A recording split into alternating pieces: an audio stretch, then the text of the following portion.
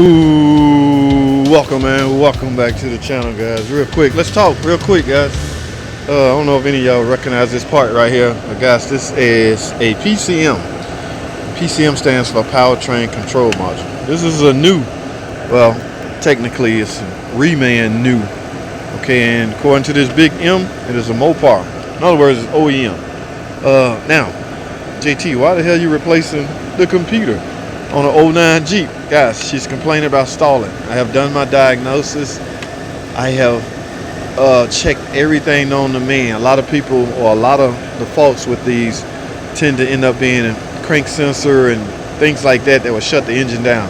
It'll just die for no reason. You can just be driving and all of a sudden it'll cough out on it. Start right back up, but it would die.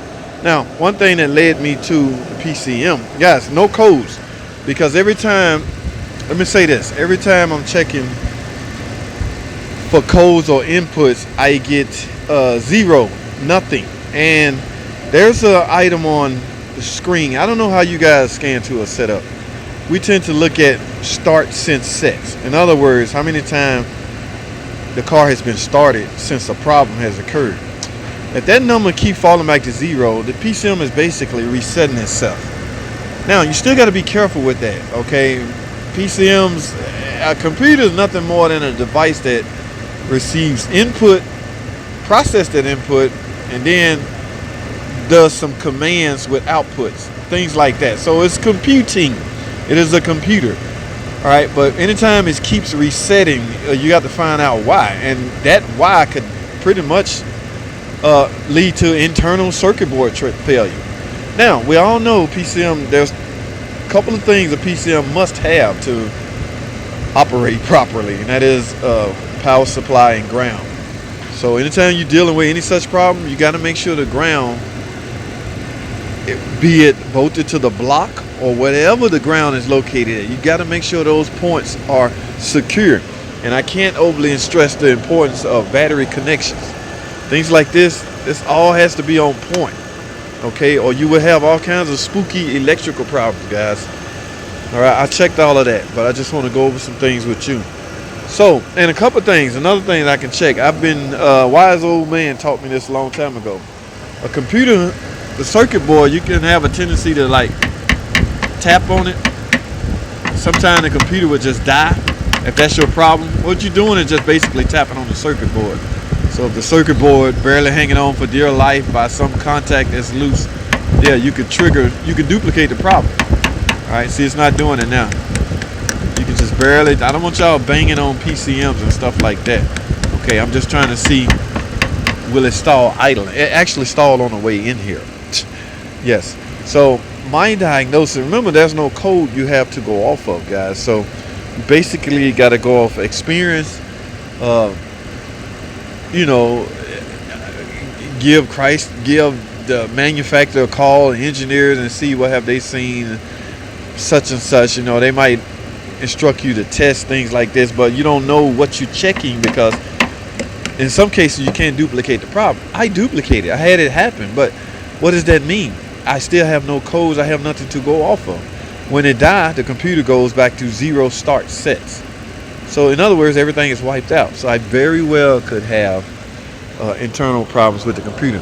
So now here's what you need to be mindful of, and your customer, that this is a trial thing. Yes, this is an awful expensive part to be trying stuff, right?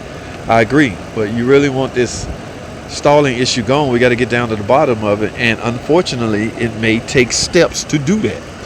We like to use the term start here. It's too expensive of a part to be talking about start here. I agree, but that's exactly what we got to do. So what I'm about to do is replace this and go drive it and see if it stalls. All right, if it do, we got to continue. This, guys, when you're dealing with computers, everything is, there's no certainty. All right. Now, as far as replacing this, even though this is a reman, it's likely naked. In other words, there's no software in it, it's just a body. So I literally have to plug this in, hook up my scan tool, and download software to put in it. Okay, now I don't want you guys just thinking, sure, anybody can replace a PCM held on by 3 bolts. 1, 2, and the one down there, and it simply come off. But I wouldn't get in the habit of replacing modules if you have no way to reset them once you replace them. There's nothing worse than being called you're a DIY mechanic, or you're a mechanic, what they call it, you're God, you know what I'm talking about. You drive around working on people's cars. You get a call, can you come replace my computer? Yes, sure. $200. You get out there, you do it, you can't get it started because you don't know what you're up against. So I want you guys to be mindful of that. So because this is easy, I really don't want to film the petty stuff, but I'm gonna take this off, put this on, hook up my scan tool, download the software into this. And another hurdle you're gonna run into, you're still not gonna start even with the software downloaded into it. That's because this Jeep is likely equipped with security skim. Okay, so at that point I would have to remarry the security skim module to the new PCM. Remember guys, that PN security code that you get from the parts department that's assigned to your vehicle, your VIN, you're gonna need that 4-digit PIN. All right, you're just gonna need it. So I'm gonna have to essentially marry this PCM to the skim that's on the car. Now the car will come out of theft mode and you should be able to start. I say should because ideally that's what you're looking for. All right, I don't want to just talk throughout this whole video, so let me do this.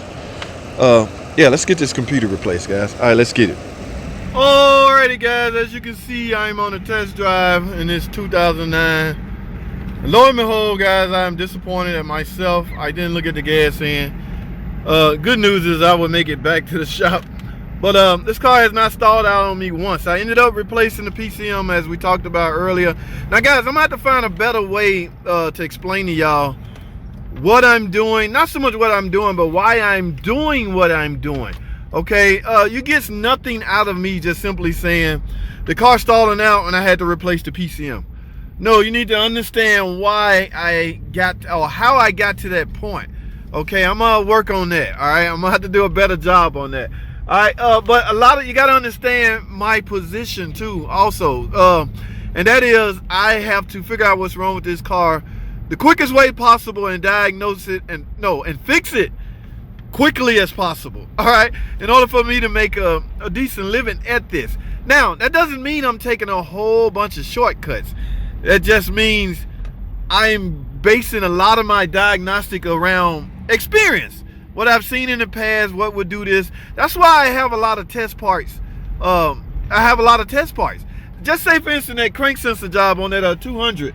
Okay, I was upset with myself. You guys didn't get nothing out of that, but merely wishing if you ran into this problem that you had a test part. Okay, no, I need to find a better way to explain to you guys why I'm doing what I'm doing, how I came to this point. All right, as far as that crank sensor goes, that crank sensor is here. I'm going to make a point and show y'all how I got to that point. I was able to drive the car with my spare crank sensor, but I want to show y'all how I got to the point, show y'all the data that I'm looking at on the scan tool, stuff like that. Okay, but for now, I'm gonna shut this video down. I got a PCM on this. It was stalling out. I explained earlier how I came to this point, but again, I'm going to work on a better way to show you guys why I'm doing what I'm doing. All right, so be patient. I'm doing the best I can, and I'm hoping I'm doing a just. All right, that's all I have, man. Thanks for watching. Comment, subscribe if you're not already, and I'll see you guys on the next video.